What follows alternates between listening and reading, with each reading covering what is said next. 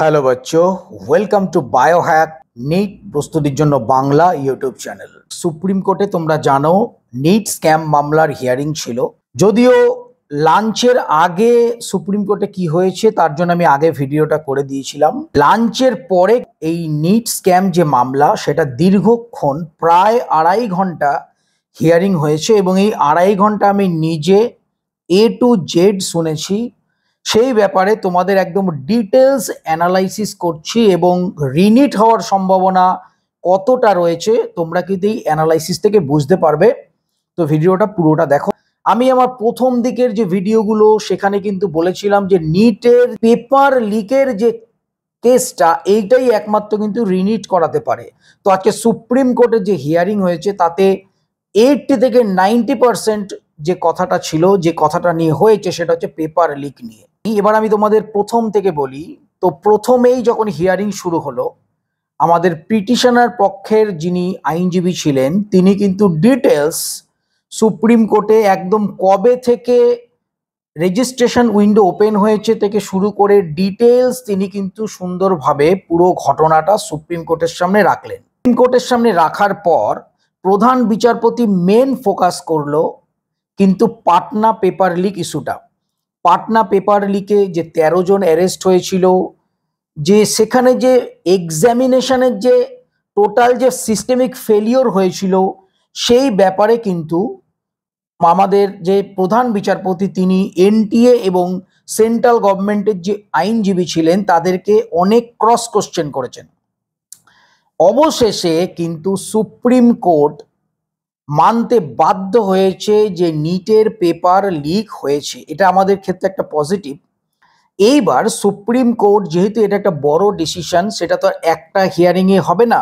Supreme court কিন্তু ব্যাপারটা detail বুঝতে চাইছে যে পেপার লিক হয়েছে সেটা কতটা স্প্রেড করেছে, কতক্ষণ আগে পেপার লিক হয়েছে।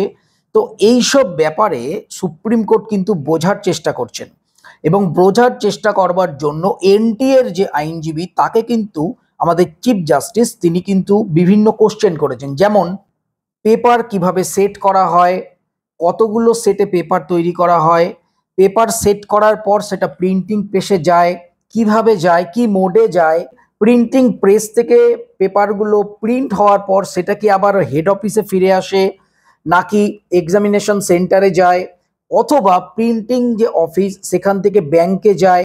টোটাল যে চেনটা, যে একটা পেপার প্রিন্ট হওয়ার পর কিভাবে কোথায় যাচ্ছে, কোথায় কতদিন থাকছে, এই যে টোটাল ব্যাপারটা কিন্তু এনটিএর আইনজীবীকে জিজ্ঞেস করে। এনটিএর আইনজীবী আজকে একদম প্রিপারেশন নিয়ে আসেনি, কিচ্ছু বলতে পারছে না। তিনি বারবার বলছেন যে আমরা নেক্সট 1-2 দিন সময় দিলে আমরা বলবো। যাই হোক, প্রধান বিচারপতি নিট 2024 যে পরীক্ষা ক্যান্সেল করবে এবং নতুন করে এক্সাম করবে তখনই যখন কিন্তু সুপ্রিম কোর্টে প্রমাণিত হবে যে পেপার লিকটা মাস লেভেলে হয়েছে এবং পেপার লিকের ফলে যারা বেনিফিট পেয়েছে তাদের সাথে যারা কোনো কিছু না করেই পরীক্ষা দিয়ে নর্মাল নাম্বার পেয়েছে তাদের ডিফারেন্স করা যাচ্ছে কিনা। তো যাই হোক, সুপ্রিম কোর্ট ডাইরেক্ট যেটা আজকে বলেছে, রিনিট তখনই দেওয়া হবে যদি কিনা failure in systemic level and large scale, মানে এই যে ফেলিওরটা, নিট এক্সাম কন্ডাক্ট করার যে ফেলিওরটা, এটা সিস্টেমিক লেভেলে যদি ফেলিওর হয় এবং লার্জ স্কেলে যদি হয় তাহলে সুপ্রিম কোর্ট রিনিট দেবে। এক্সামের যে পবিত্রতা সেটা যদি কোনো জায়গায় নষ্ট হয়ে থাকে তাহলে সুপ্রিম কোর্ট রিনিট দেবে। সোশ্যাল মিডিয়া যেমন টেলিগ্রাম, হোয়াটসঅ্যাপে যদি পেপার এবং অ্যান্সার যদি লিক হয় তাহলে সুপ্রিম কোর্ট রিনিট দেবে।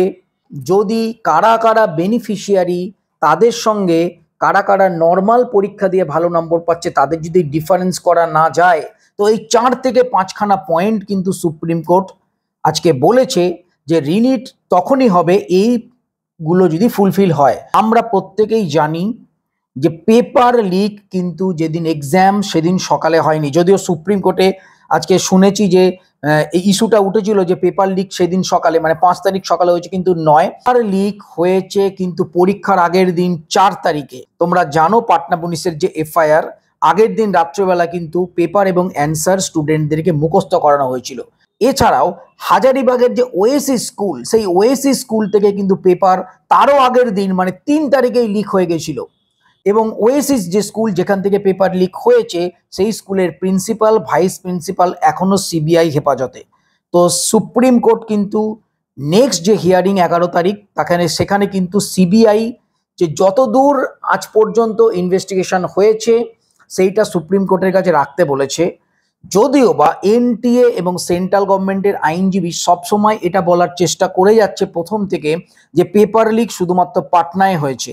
তো সবসময় এনটিএ এবং সেন্ট্রাল গভর্নমেন্ট কিন্তু চাইছে কিভাবে পেপার লিক ব্যাপারটা লোকালাইজ করা যায়, সুপ্রিম কোর্টের সামনে প্রমাণ করা যায় পেপার লিকটা লোকালাইজ হয়েছে, কিন্তু সেটা নয়, পেপার লিক লোকালাইজ হয়নি। 6টা রাজ্যে সেখানকার পুলিশ এবং সিবিআই কিন্তু এফআইআর দায়ের করেছে। তো সুপ্রিম কোর্ট সেই 6টা এফআইআরই কিন্তু কতদূর ইনভেস্টিগেশন হয়েছে সেই 6টা এফআইআর এগেনস্টে সেটা কিন্তু 11 তারিখ সুপ্রিম কোর্ট শুনবে। এছাড়াও সুপ্রিম কোর্ট কিন্তু আজকে এনটিএর যে আইনজীবী ছিল তাকে তুলোধনা করেছে। এনটিএর আইনজীবী কোনো রকম সুপ্রিম কোর্টে প্রধান বিচারপতির কোনো অ্যান্সার দিতে পারেনি, সবসময় তোতো করে গেছে। সুপ্রিম কোর্ট কিন্তু এনটিএ কে নির্দেশ দিয়েছে যে এনটিএ পেপার লিকের পরে কি কি অ্যাকশন নিয়েছে, পেপার লিক পরবর্তীকালে যেন না হয় 2025-26-এ, তার জন্য তাদের চিন্তা ভাবনা কি। একইভাবে সুপ্রিম কোর্ট কিন্তু সেন্ট্রাল গভর্নমেন্টকেও তুলোধনা করেছে এবং একই কথা বলেছে যে পেপার লিক যেন না হয় এবং 2025-এ এই এক্সামটাকে আরো ভালোভাবে করার জন্য তাদের কি চিন্তা ভাবনা রয়েছে সেটা। এবং সেন্ট্রাল গভর্নমেন্ট যে কমিটি তৈরি করেছে, হাই লেভেল কমিটি, তো সেই কমিটির ডিটেল কিন্তু সুপ্রিম কোর্ট জানতে চেয়েছে 11 তারিখ এবং প্রয়োজনে সুপ্রিম কোর্ট কিন্তু সেই যে কমিটি তাতে চেঞ্জ করতে পারে সেটা কিন্তু স্পষ্ট বলেছে। এর কারণ কমিটির মধ্যে শুধুমাত্র সেন্ট্রাল গভর্নমেন্ট বা এনটিএর লোক থাকলেই হবে না, কমিটির মধ্যে সারা ভারতবর্ষ থেকে অন্য বিভিন্ন ফিল্ডের মানুষকে কিন্তু নিয়ে কমিটি করতে হবে। সুপ্রিম কোর্ট আজকে প্রথম থেকে পেপার লিক ইস্যু নিয়ে কিন্তু কথা বলেছে। সুপ্রিম কোর্টের মনোভাব কিন্তু অবশ্যই করাবে, যদি না সুপ্রিম কোর্ট যে সমস্ত শর্তগুলো দিয়েছে সেগুলোকে কিন্তু প্রমাণ করতে হবে। পেপার লিকটা এক্সামের কতক্ষণ আগে, কদিন আগে, কিভাবে এবং কোন মোডে লিক হয়েছে সেটা দেখতে হবে। পেপার লিক এটা কি সিস্টেমিক ফেলিওর কিনা। এছাড়াও সুপ্রিম কোর্ট এই যে 24 লক্ষ স্টুডেন্টের যে রেজাল্ট, যে ডেটা, সেই ডেটাকে অ্যানালাইজ কিভাবে করা যায় সেই ডেটাটাকে খতিয়ে দেখবার জন্য কিন্তু সেন্ট্রাল গভর্নমেন্ট এবং এনটিএ কে নির্দেশ দিয়েছে এবং এনটিএ কে কিন্তু স্পষ্ট ভাষায় বলেছে সবার যেন রেজাল্টকে পাবলিশ করা হয়। তো যাই হোক, 11 তারিখে রয়েছে ফাইনাল হিয়ারিং।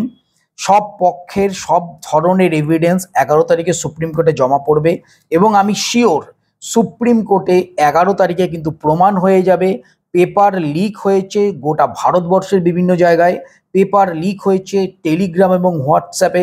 11 তারিখে কিন্তু রিনিটের পুরো পারফেক্ট নিউজ আমরা পাবো এবং রিনিট কিন্তু এবছর 2024-এ হবেই। তো আজ এ পর্যন্তই। নিট রিলেটেড আরো ইনফরমেশন পাওয়ার জন্য চ্যানেলটা সাবস্ক্রাইব করো। সবাই খুব ভালো থেকো, মন দিয়ে পড়াশোনা করো। আবার দেখা হবে নেক্সট ভিডিওয়ে। টাটা।